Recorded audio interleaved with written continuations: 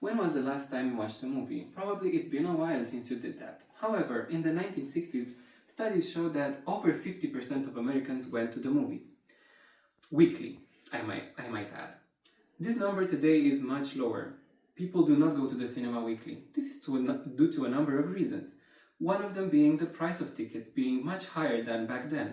And another important reason is that people prefer to just stay at home and stream a movie on Netflix, Hulu, or Disney+. This shift in preference is also a shift in attention span. People prefer movies that have the action placed in the first part of the movie and prefer movies that are easy to follow even when you're not paying attention to the movie all the time. You may text someone while you're watching the movie. You may eat while watching the movie. And this goes to show that people prefer to just not go to the cinema all the time. They go to the cinema once in a while and when they feel like it. This shift in attention span is also reflected in our day-to-day vocabulary. We are losing one of the most important human elements, our vocabulary. When was the last time you heard someone say burgundy or viridian or pristine? People just lost this ability to analyze the world around them and to describe everything in detail, and the nuance that certain words has been lost. This is also due to the fact that people just oversimplify everything. They use words such as red, green, or clean to just describe the previous mentioned concepts, because it's much easier to do that instead of going in depth. And this is reflected also in the way people consume media, not only movies. A good example of media that stirred people's attention is the 1960s Nouvelle Vague wave in French cinema.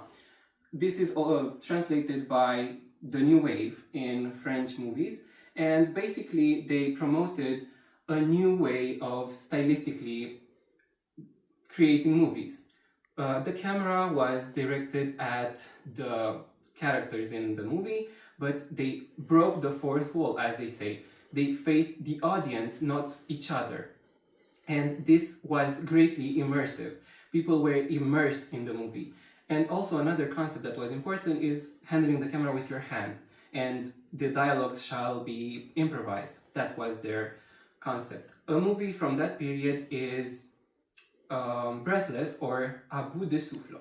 This movie greatly impacted today's cinema.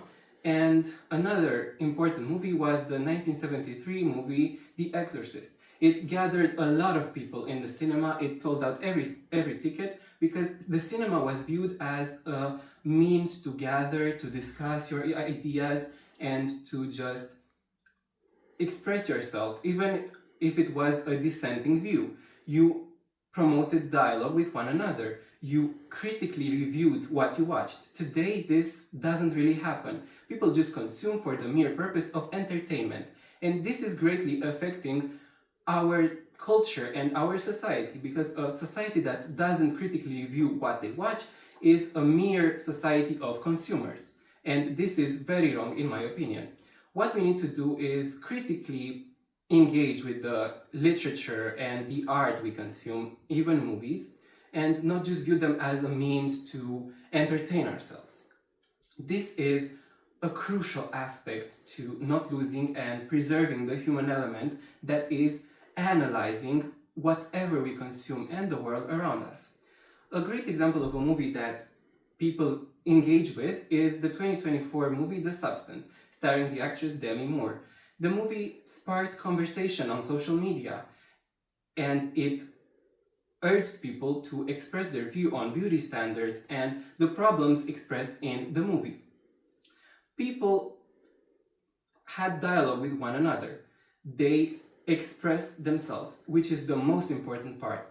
Even if you may be wrong, even if you are not really that eloquent in your way of speaking, you should speak out your mind and dialogue with people and to just discuss whatever you watch, because this is a great way to diminishing the impact of false information that is promoted nowadays, especially with the AI tools that mimic reality in such a way that people cannot distinguish the reality generated by artificial intelligence and the reality that is objective all around us.